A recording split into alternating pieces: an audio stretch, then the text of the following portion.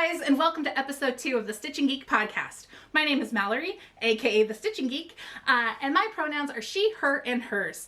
I'm coming to you from outside of Portland, Oregon, and this week I have some works in progress to share with you, as well as some new items that I've picked up since we talked last. So today, at least for right now, I'm wearing the V scarf by Tiny Ant Designs. You can find them on Ravelry, or they have a blog post about it. It's a free pattern. I knit this about a year ago, give or take, out of some Malabrigo worsted, and I have made this pattern several times. I really enjoy this pattern. It's very simple. It's very potato chippy. It's like, I just love the pattern of it, and you can get into a rhythm of it without having to constantly look at the pattern.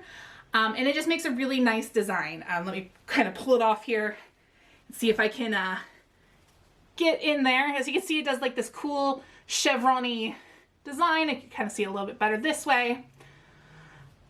And I did make some adjustments to this pattern. I added a garter stitch border. I think I did 3 stitches on each side of garter stitch. You can kind of see that there. The reason being is I like it to lay a little flatter when it's on. And I made it into an infinity scarf as opposed to the traditional scarf that the pattern calls for. Super fun design. I'll have a link to it in the show notes. Highly recommend. And knowing me, I'm probably going to knit another one of it because I just really enjoy it. I'm going to leave it off for right now just because with all the lights and it's a little warm in my apartment despite how cold it is outside, I don't want to get too red in the face. So I don't have any finished objects this week. I was hoping to maybe have the Bankhead hat done this week, but we'll go over that in a minute. Part of the reason there is I didn't work on it very much, and the other reason is I didn't work on it very much because I started a new project that I've been obsessed with, and that's taken all of my knitting time, which is a great way to seg right into our works in progress section. So I have a new cast on. I've cast on the Harvest Cardigan by Tin Can Knits. I'm knitting this one out of Wool of the Andes. Kind of get some of that light in there. Wool of the Andes worsted in Baltic Heather. It is a lovely blue that has a pinkish purple sheen in bits of it. That's like that heathering of it. I was pleasantly surprised when I got it in the mail how much I really like the color. Wool of the Andes is 100% Peruvian Highland wool. And I have a little more thoughts on the yarn as we talk about this cast on. So this is my first time at knitting an adult sweater. I've knit a baby sweater once before for my nephew. That was the flax sweater, also by Tin Can Knits. It's just like a basic pullover with like some garter stitch detail here. And I enjoyed it, but wasn't quite yet on board for sweater knitting. And basically I've been hesitant to knit a sweater for myself because I'm a bit of a bigger girl, I'm a bigger gal, and that's a big commitment, not only in time, but in materials and in money. I didn't want to buy a ton of yarn and then either not actually ever knit the sweater. I talked about it last episode that I have several different skeins of yarn that I've purchased to knit a sweater and then never done it. And then, what if I didn't actually enjoy knitting a sweater and I've spent all this money and bought all this yarn? And, what if I hated the finished product? And then it kind of occurred to me again that this is yarn, it's knitting. I can pull it out if I don't like it. Like, I'm not committed forever to the project if I don't like it. So I decided to bite the bullet and finally do it. I had to swatch 3 different times with 3 different size needles to try to get gauge when I finally did. You can kind of see here, I don't remember which one is the right one, but I kept it, I worked on it, I'm going to keep it. So there's like one of my gauges. And I wanted to show this to you guys.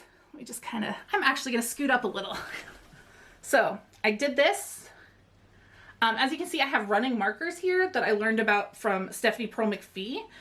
I have a problem reading gauge. I tend to cheat. I tend to lose track of what's a stitch, what's not a stitch. I'm never quite sure if I'm right. It's not my favorite part of knitting for sure, but if I'm gonna knit a sweater, I want it to fit correctly. So this running markers is basically from one marker. So from one side here, really hard to see. So from this side to this side is the amount of stitches that I'm supposed to have in the 4 inches, or whatever the gauge swatch calls for. I think in this one it was 18 maybe, I don't remember. So then when I go and I put my, excuse me, when I go and I put my ruler down, I can just go from string to string, and I know that's the correct amount of stitches, and then I just see how many inches I have. But I am really glad I swatched, because this yarn in the skein is a little bit, I don't want to say scratchy, because it's not scratchy, it's just a little bit rustic, I guess, is what I would go with. It's a little, it's not, you know, rub against my face soft necessarily. However, when I washed the swatches to lay them out to dry, it softened up considerably. I am fine with this being on my skin. I don't think this not washed, it would be the most comfortable for long periods of time. And I am not a person who wears a long sleeve shirt and then a sweater underneath it, or overneath. I am not a person who wears a long sleeve shirt with a sweater on top of it. I tend to run warm. So it would be like a tank top with a sweater, just kind of for around the house. So it made sense that I needed something that was okay to put on my skin. So I know everyone says it all the time, and we're all tired of hearing of it, but yeah, wash your swatch. Especially if you're like, oh, I don't know if I like this yarn. Knit up a little swatch, wash it, see how it washes up, see how it's gonna feel when it's complete. So far, my only complaint about the yarn itself is that it comes in 50 gram skeins, which is 110 yards, 50 grams. Not a huge deal, it's just, again, said I was a bigger gal, I had to order 22 skeins of yarn, which means I'm gonna have to wind up 22 balls of yarn in order to make this sweater, and that's a lot of joins, that's a lot of weaving in ends. You know, half of that, if it was 100 grams, would be a little bit easier, but it's a real finicky complaint to have. I also found a tutorial online that somebody did of this cardigan, which I don't think I mentioned it. So Harvest Cardigan by Tin Can Knits is a free pattern, and it's one of their like beginner sweater knitter patterns. They have the flax and they have the harvest, and I'm more of a cardigan person in general, so that's what I went with for my sweater for myself. And I'm gonna show it off. I'll show you what I've done so far. But I wasn't confident, especially when it comes to picking up stitches and like turning my work to go a different direction and provisional cast-ons and things like that. So I did like a quick search in YouTube, and I found a tutorial that goes through the whole process of this sweater, like through the pattern, which I can highly recommend. This YouTube tutorial is by a YouTuber named Purl Together, Purl as in knit pearl, and it mainly because you knit a swath, you knit the collar, start the collar, and then you turn and pick it up and go, and it's a whole thing. And I was not confident, especially trying to pick up stitches and garter. I was like, I don't know what I'm doing. So her tutorial was very clear, was nice and zoomed in. It went slow enough. She went slow enough that I could really understand it. I'm gonna link to it down below, but I think that's one of the really cool things about living nowadays is that you can find stuff like a full tutorial on how to do a specific pattern. Especially now when I can't go to a knit shop and be like, hey, I don't know what I'm doing, or I can't take a class in person and have somebody look at it. So if you're ever struggling with a pattern, look online. Sometimes somebody's done a tutorial of it. I know Ravelry is usually a really good source for that too, for like blog posts and stuff, if Ravelry is safe for you. I just find that I can't understand directions if they're not shown to me. Trying to just read a blog post, even with pictures, it doesn't quite click the way it does when I see somebody doing the motions. So if you're like that, always think about, you know, testing and looking and seeing if it's there. I will say that there is a weird hole in my knitting where I picked up the live stitches like from the provisional cast on. So I think I messed something up there, but I'm hoping what I can do is just take a tapestry needle and kind of cinch it up a little bit. So let me show you the cardigan and where I'm at with it. So I've gotten about this far. It's kind of hard to see from where it's at, but so I've got, let me kind of turn it to here so you see the right side. So I've got the collar here. Let's kind of get closer. Got the collar here. And then here's the back. And then I've got, it's raglan sleeves. So here are the sleeve increases. There's that hole I told you guys about. I don't know if you can see it. So I'm still increasing for the sleeves and stuff. I'll kind of show you what it looks like on. Let me kind of scooch back here so you can see, kind of see the shape of it. And this is like a week and a half's worth of work. I've really, really been enjoying it. And I'm really liking how it's knitting up. And I should be splitting for the sleeves soon, I think is what it's called. Separating for the sleeves soon. So now it'll actually start to look more like a sweater, which I'm very excited about.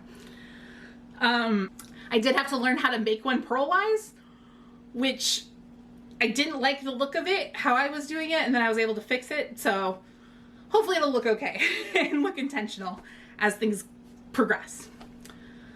Next work in progress is the Bankhead hat by Susie Gourlay. I will show you guys where I'm at with that. And yeah, it might look a little shorter than it did last time. That would be because I had to pull it out for the second time, don't quite remember.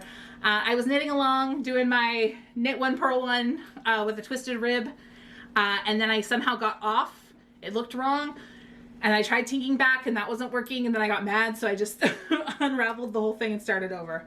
I know there's probably a way to like drop the stitch and then ladder it back up so it's correct, but with the twisted stitches, and I'm just not confident in that, I just unraveled and started over.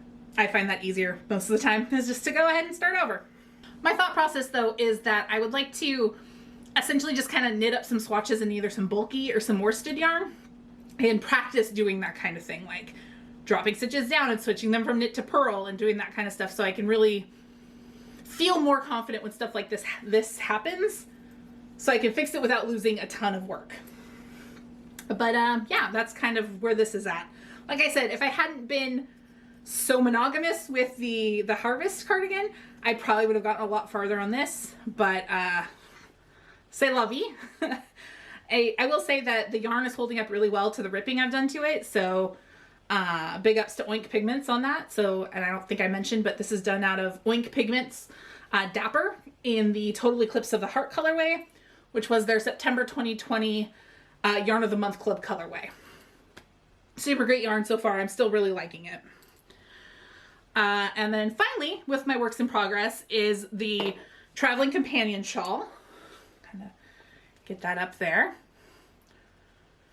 I think this is the first time I've touched it since we last talked. I have really just kind of been working on the sweater. Honestly, I have not abandoned this. I'm still going to work on this one. But it just hasn't caught my interest. So my kind of sitting and knitting while watching TV and things like that has been the Harvest cardigan or the Bankhead hat, since once I get started on the row for the Harvest cardigan, it's mostly just knitting until I get to a marker. So it's pretty easy to do while I'm watching TV or doing something else. With the Traveling Companion Shawl, since it's lace, I need to pay attention. So I just haven't had the mental capacity to sit down and do that. So yeah, those are my works in progress for this week. I did want to talk about some acquisitions that I picked up, some shopping I did, some fun stuff, knitting related, with you guys. So the first thing was the Wool of the Andes yarn from Knit Picks. Since I was placing an order and was getting free shipping, I also kind of took a look at their sales section, and they had this fun mug on sale. Little unicorn knitting. And I was like, yes, please. I love a good mug. It has good hand feel. I like it when a mug lets you put your whole hand in the handle. And when it's one of those little guys that you can only put like 2 fingers into it, it doesn't really work for me. And so yeah, it's a good mug. It's good size. Got some water in there today to try to keep my throat a little less dry. So yeah, I got the yarn for the sweater since we guys talked last. As I was working on the harvest sweater, I realized that the cable I had for my interchangeable chalgoos was a little too short for what I was working on. I had to scrunch up all my stitches and like it was starting to get uncomfortable to knit with. So I have a local yarn store that does, you can order online and just go pick up at the store, or they'll bring it out to you curbside. So I was like, heck yeah, let's do that. So I did an online order for that, got a 30-inch cable. And then I realized after I got that home and used it that I maybe should have gone with the 50-inch cable. So I placed another order and went back a couple days later. As I was reorganizing some of my needles and cables, since the last episode, I remembered that there's like a connector that you can use with the chalgoo needles to connect to cables. So it's much longer. So now I've got like a 50-inch and I think like a 22, no, probably a 16-inch cable connected. So I have plenty of space on the cardigan to like spread it out and look at it. As you can see, like I can go pretty far. I can, frame my face with it, which is nice because then it helps me, like I talked about earlier, I learn better by seeing. So being able to see it and how it's supposed to look versus what the tin can knit's showing, super helpful for me. Since I was making a purchase anyway, I decided to go ahead and check out my local yarn shop's clearance section as well. Because I'm nothing if not frugal on occasion. And they were having a sale on some knitting bags. And so I picked up this one. It's a wrist knitting bag, which I think is cool. Like you can put it on your wrist, like so. It has a little pocket. This is by Della Q, and it's the Nora wrist bag. Haven't used it for a project yet, but I do like the look of it. I think it'll be handy when I can someday go in the world and I'm waiting in line and can just have a knitting project on my wrist. So that's pretty cool. So generally, another thing that I do is I use chalgoos almost exclusively. I have a set of Knit Picks interchangeables, and then I have the chalgoo interchangeables, but I've been using those primarily since I got the chalgoos. I really like everything about them. I could go in depth about it, but they've just kind of been my go-to, my ride or die. But I thought it'd be kind of fun, especially since I've started the podcast, to maybe try out some different needles and different yarns and things than just my go-tos. So as I was looking at stuff on the local yarn store's website, they have the Knitter's Pride Mindful set, the interchangeable set. So I watched some reviews of it on YouTube, and I was really intrigued by the swivel cord that it comes with. So I went ahead and placed an order for some size 8 tips as well as the cable to give that a shot. So it's hard to show it. The idea of it is like, when you're knitting and then you go and you're turning your work, like sometimes the cable will get a little twisty. I have these Knitter's Pride carbons that I've had for ages. So like you're knitting and you go to turn and then your cable gets all jangly. The idea with these swivel ones is that doesn't happen because it's got like this swivelly piece that moves independently from the needles. I haven't tried it out yet, really. I did a quick swatch because I was trying to figure out something with increases with some real crappy yarn that I have, so it wasn't really a fair shot. But I do want to knit something with this soon, so I can let you guys know what I think about it. It's been ages since I bought like a skein of fun yarn just for me.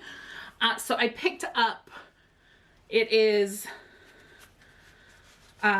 from Blue Fiber Company, but BLU Fiber Company. Apparently they're local to me, local dyer. And it is their mini set, which is gorgeous. Like, what are you even talking about? Like, look at this rainbow. And this is the OPI number 7 colorway. And like, oh my gosh, it's so soft. probably because it's 80% merino and 20% cashmere. And it is just, oh, to die for. I love it. I don't know quite yet what I'm going to do with it. I'm thinking a cowl. And now that I'm kind of talking about it, I was thinking maybe knitting a cowl with this yarn on the new needles to see how those work might be the way to go. But it's beautiful and so soft, and I'm so pleased with it. And it's going to feel so good, like just up against my skin, that I think like a cowl or like a snood or something would feel incredible. And finally, I want to get to the recommendation section. I don't have anything to recommend this week that isn't really yarn related, but it can kind of be applied to other things other than just yarn and knitting and crafts. One of them is, I recommend taking a look at your local yarn stores to see if they have curbside pickup or online ordering where you can go and just pick it up at the store, or even over the phone ordering where you can pick it up at the store.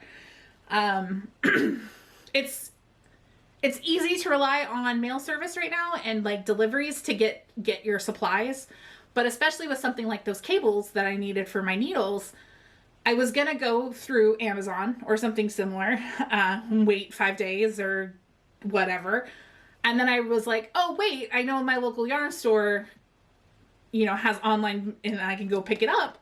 And I'm pretty sure they carry Chagu. And they did, and it was great. And they were super awesome. Like, I placed the order, I went like an hour later, I picked it up, easy peasy, limited contact. As a socially awkward, introverted person, that's great anyway. But especially right now when it's, we're so close to the end of the unpleasantness, that easy ways to be able to support a local business where it doesn't put too much pressure on them to have to adjust. It's just a little something I can do to make it easy for them. Like, I could have them mail me the thing and go through the process, and then it's postage and da-da-da-da-da. When it's just as easy for me to go, okay, I want these 3 things. I want to do, curbside pickup. And then I just go and I get it. And then bonus, get it same day as opposed to waiting for shipping and delivering and all that fun stuff. For those who are interested, they do ship. The local store I've been going to is Starlight Knitting Society. It's a beautiful store in Portland. I really like it. The first time I went there was a couple of years ago at the Rose City Yarn Crawl, which is actually happening this weekend, but it's mostly virtual this year, which is pretty cool. They're doing it like 12 days instead of 3, and check it out if that's something you're interested in. But like, it's such a cool vibe in that store, and I really like it. Not sponsored, just a fan. And then I would also recommend taking the time to organize your stuff. Whether that be your yarn stash or your needle collection or your books or movies or whatever you may have. It's getting to be spring. Spring cleaning is great. Organizing your things are great. Seeing what you have is also great. Like, I was going through all of my needles and I've reorganized everything. There may be a spreadsheet involved. And it was like eye-opening to see how many needles and cables I actually have. Especially when it's like, I know that I've ordered the same size several times or ordered the same length of cable several times because I couldn't find it or it was in a project and I wasn't sure what project it was in. Going through and like finding everything and writing it down has been really eye-opening and interesting for me. So I recommend it. I've come up with a really good way of organizing my circulars, at least for me. And so I think the next episode, depending on how much content I have, I'm going to kind of go over that with you guys and kind of show you how I organize my circulars to keep them easy to find and not tangled up in a mess. So look forward to that. If you guys have, any suggestions of like your local yarn stores that are shipping right now or ways that businesses have adjusted during the pandemic to make things viable, let me know in the comments. I'd love to hear from you. So that's all I have for episode 2 of the Stitching Geek podcast. I do want to thank you guys for checking it out. Thanks for coming back. If you came back for episode 2, if this is your first episode, thanks for tuning in. If you haven't already and you want to, please feel free to subscribe down below. Let me know what you thought of the episode or if there's topics you want me to talk about. I'd love to hear from them or hear about them. And then hopefully I'll see you guys in a couple weeks. But the show notes are down below, and also at my blog at stitchinggeek.com. Thanks, guys. Have a great week.